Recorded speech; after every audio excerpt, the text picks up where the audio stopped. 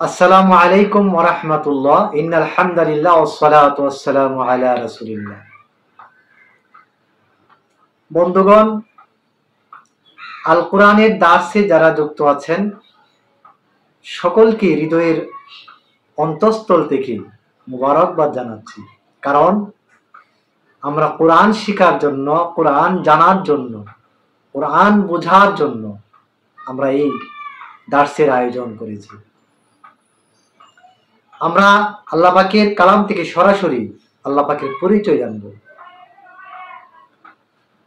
আজকে যে বিষয়টি আলোচনা করব সেটিও আল্লাহ তাআলার মহান শ্রেষ্ঠত্বের দলিল হিসাবে এই আয়াতে কারিমায় আল্লাহ পাক বলছেন তার পরিচয় সম্পর্কে।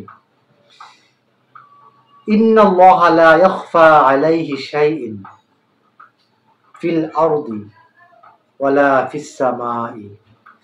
আল্লাহ পাক বলছেন যে ইন্নাল্লাহ, নিশ্চয় আল্লাহ, লা ইয়াখফা আলাইহি, তার কাছে কোনো কিছুই গোপন নেই,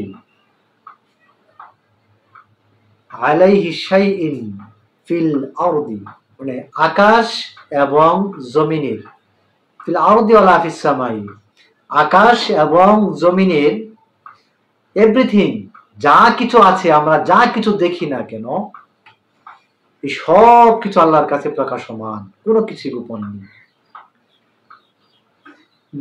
জলজগতে, জলে এবং স্থলে, মহাসমুদ্রে, তার নিচে যা কিছু আছে, বিজ্ঞানীরা বছরের পর বছর গবেষণা করছেন, চেষ্টা করছেন কিছু উদ্ধার করতে, কিন্তু আমার আল্লাহর কাছে সব বৃত্তান্ত আছে। বড় বড় বন, ম্যানগ্রোভ বনগুলি, যেগুলি প্রাকৃতিকভাবে সৃষ্টি হয়েছে, এই সমস্ত বন জঙ্গলে যে সকল প্রাণী রয়েছে, কোথায় কিভাবে তারা আছে এ খবর একমাত্র আল্লাহ জানেন। ওই মহাকাশের উপরে দোলক ভোলক সবকিছু ছাড়িয়ে যে শক্তি আছে, সে শক্তির খবর জানে একমাত্র আমার আল্লাহ। শুধু তাই নয়, আল্লাহ সুবহান ওয়া তাআলা তিনি যে সব কিছু জানেন, সব দেখেন, সব অবলোকন করেন, এই বিষয়টি উদাহরণ দিতে গিয়ে তিনি বলেছেন, হুয়াল্লাযী ইউসাউবিরুকুম ফিল আরহাম, তিনি জানেন মানুষের রেহেমে, মায়ের পেটে কি আছে। এটা কেউ বলতে পারে না। যখন ভ্রূণ অবস্থায় থাকে, কোনো বিজ্ঞানীর পক্ষে জানা সম্ভবই না সেটা কি হবে, কিন্তু আমার আল্লাহ জানেন।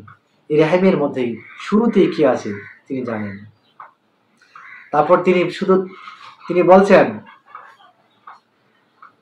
কাইফা ইয়াশাউ, এবং তার আকার আকৃতি কিরকম হবে, এই ভ্রূণ থেকে ধীরে ধীরে ধীরে ধীরে পরিণত হয়ে হাত পা চোখ এগুলি যে গজায়, এই সমস্ত সৃষ্টির নিদর্শন তত্ত্ব আমার আল্লাহ জানেন। লা ইলাহা ইল্লা হুয়াল আজিজুল হাকিম, তার পরিচয় হচ্ছে তিনি ছাড়া কোনো ইলাহ নেই। হুয়াল আজিজুন, তিনি পরাক্রমশালী, আল হাকিম, তিনি মহাজ্ঞানী, মহাবিজ্ঞানী। বন্ধুগণ, সূরা আলী ইমরানের 5 নম্বর আয়াতে আল্লাহ তাআলার শ্রেষ্ঠত্ব, আল্লাহ তাআলার কুদরত নিদর্শন আমাদের চোখের সামনে আল্লাহ আমাকে আপনাকে জানিয়ে দিয়েছেন। আমরা যেন সে আল্লাহর পরিচয় লাভ করতে পারি। তার সৃষ্টির মধ্যে যেদিকে চোখ দিয়ে তাকাই না কেন, সর্বদিকেই আল্লাহ তাআলার শ্রেষ্ঠত্ব।